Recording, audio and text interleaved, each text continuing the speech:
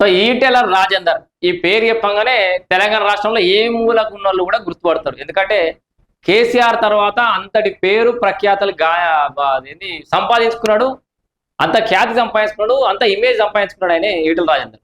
అయితే తర్వాత కాలంలో కొన్ని రకరకాల కారణాలతో ఆయన బీఆర్ఎస్ పార్టీ నుంచి బయటకు రావడం, భారతీయ జనతా పార్టీలో పోవడం ఇవన్నీ జరిగినాయి కదా. ఇవన్నీ జరుగుతున్న క్రమంలో అనేక గాసిప్స్, రూమర్స్ చాలా వరకు వచ్చినాయి. ఈటెల రాజేందర్కు కావాలని పార్టీకి వెన్నుపోటు కొడదాం అనుకున్నాడు కాబట్టి ఆయన బయట పంపించారు కొందరు, లేదు ఆయనకు అన్యాయం చేశారు కాబట్టి ఆయన బయటకు వచ్చినట్టు కొందరు. ఇప్పుడు మళ్ళీ రీసెంట్ గా కాంగ్రెస్ లో పోతాడు, లేకపోతే మళ్ళా బీఆర్ఎస్ లకే పోతాడు. ఇట్లా రకరకాల ప్రచారాలు అయితే కొనసాగినాయి. వీటన్నిటికీ ఫుల్ స్టాప్ పెట్టి ఈటెల రాజేందర్ వాస్తవానికి నిన్న ప్రెస్ మీట్ పెట్టి నేను ఏ పార్టీలోకి పోతలేను, కండువాలు మార్చినంత ఈజీగా నేను పార్టీలు మారలేను, చొక్కా మార్చినంత ఈజీగా చొక్కాలు మార్చినంత ఈజీగా నేను పార్టీలు మార్చలేను, నేను మారవా, ఏ సందర్భంలో నేను పార్టీ మారాల్సి వచ్చిందో తెలంగాణ సమాజం చూస్తాను ఇక్కడ చాలా ముచ్చట చెప్పిండు. అయితే ఆ ముచ్చటను ఉద్దేశిస్తూ బీఆర్ఎస్ పార్టీ కార్యకర్తలు కొంతమంది కొన్ని పోస్టులు పెట్టిరు నిన్న. ఎందుకంటే ఆయన తేల్చేసిన కదా బీఆర్ఎస్ లకు పోతలేను అని తేల్చేసిన తర్వాత వాళ్ళు అక్కసు వెళ్ళగక్కారు. మళ్ళీ మొన్నటిదాకా ఏం చేశారు, ఈటెల రాజేందర్ వస్తే తప్పే ఉంది, ఏ సూపర్ తోపు బీజేపీలో ఏం లేదు అని చెప్పేసి ఒక రకంగా ఆశావాహులు ఉన్నారు మొన్నటిదాకా. ఏంది నిజంగానే వస్తాడేమో మళ్ళీ బీఆర్ఎస్లకి అన్నట్టుగా. ఆయన నిన్న తేల్చేసరికి ఆగమవుతారు. ముచ్చట ఏంటంటే ఈటెల రాజేందర్ ను బుక్ చేసినారు రేవంత్ రెడ్డి. రాజేందర్ నువ్వు టీఆర్ఎస్ పార్టీలో నెంబర్ 2వి, నువ్వు పార్టీని చీల్చి బయటకు వచ్చేయి, మనం ఇరువురం కలిసి కొత్త పార్టీ పెడదామని నమ్మి పలికిండు రేవంత్ రెడ్డి అట. ఈటెల రాజేందర్ నువ్వు నంబర్ 2వి పార్టీలా, నువ్వు పార్టీని చీల్చి బయటకు రా, ఇద్దరం కలిసి ఒక పార్టీ పెడదాం అది అని చెప్పి నమ్మించి తర్వాత మీటింగ్ పెట్టుకొని ఆ మీటింగ్కు 90% మంది కేసీఆర్ వాకులలో వేరట. పోయి వాళ్ళు ఏం మాట్లాడుకుంటారు నేను కేసీఆర్ చెప్పినట. ఇక ఈటెల రాజేందర్ గిట్లా వెన్నుపోటు పడితే కరెక్ట్ కాదని ఆయన బయటకు నెట్టేసిండు. అందుకే ఈయన పార్టీ నుంచి బయటకు పోయాడు అనేది వీళ్ళ పోస్ట్ యొక్క ఉద్దేశం. ఇంత బాగా రాసిరు కదా, ఇది ఎప్పుడు రాసిరు, నిన్న మొన్న రాసిరు ఒక 2-3 గంటల కింద ఈటెల రాజేందర్ ప్రెస్ మీట్ అనంతరం. ఇప్పుడు వీళ్ళ పరిస్థితి పాపం బీఆర్ఎస్ ల పరిస్థితి ఎట్లయిందంటే రేపు పొద్దుగాల ఈటెల రాజేందర్ నిజంగానే బీఆర్ఎస్ లకు పోయింది అనుకుందాం. మళ్ళా అప్పుడేం చేస్తాడు, ఈ పోస్ట్ డిలీట్ చేస్తాడా?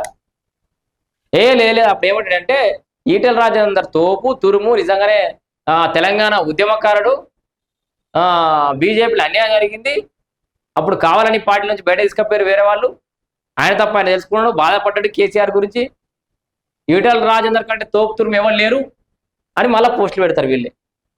కక్కలేక మింగలేక బీఆర్ఎస్ పార్టీ సోషల్ మీడియా కార్యకర్తల పరిస్థితి తయారైంది. మొన్న కవిత విషయాల్లో కూడా గట్లయింది.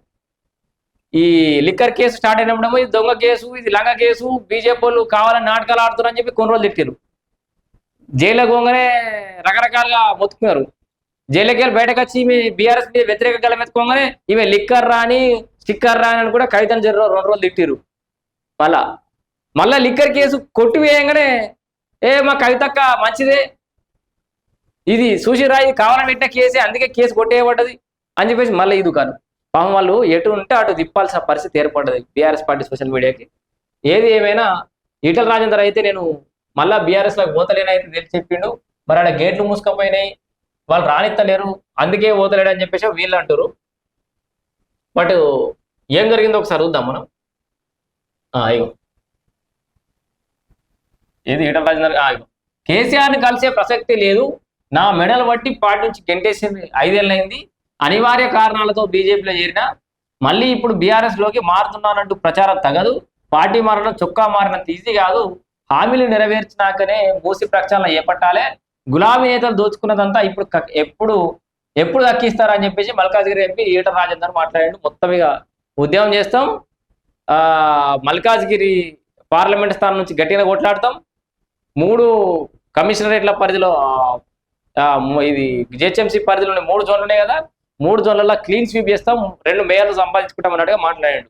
అండ్ ఇక్కడ బండి సంజయ్కి ఇండైరెక్ట్ గా చురుకులు అందించింది ఈటెల రాజేందర్. ఇదే సందర్భంలో మళ్ళీ చెప్తున్నా ఏంటంటే మొన్న జరిగినటువంటి ఎన్నికలు ఉన్నాయి కదా, సర్పంచ్ ఎన్నికలు, అవన్నీ స్థానిక సంస్థలు అయినాయి కదా, మున్సిపల్ ఎన్నికలు, అవి అయినప్పుడు ఈటెల రాజేందర్ నీకు ఇక్కడేం పని, ఇది నీ నియోజకవర్గం కాదు, నువ్వు మల్కాజ్గిరికి ఎంపీవి, ఇక్కడికి రావద్దు అన్నట్టుగా నన్ను అక్కడికి పరిమితం చేసి నన్ను రానియలేదు, అందుకే నేను అటెంకల పోలే, అందుకే ఆ మున్సిపల్ స్థానాలు కోల్పోయినాం, కానీ ఇప్పుడు ఇది నా అడ్డాయిగా ఇప్పుడు నేను ఇక్కడ ఎంపీని కాబట్టి ఇక్కడ టికెట్ల విషయంలో నాదే నిర్ణయం అన్నట్టుగా అర్థం వచ్చే విధంగా మాట్లాడాడు.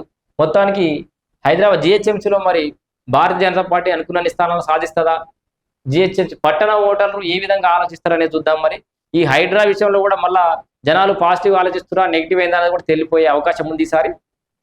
సో ఇట్లా ఈటల రాజేందర్ ఎపిసోడ్ కూడా మలుపులు తిరుగుతా ఉన్నది. మొత్తానికి ఏ పార్టీ కూడా అయితే తెలిసేది.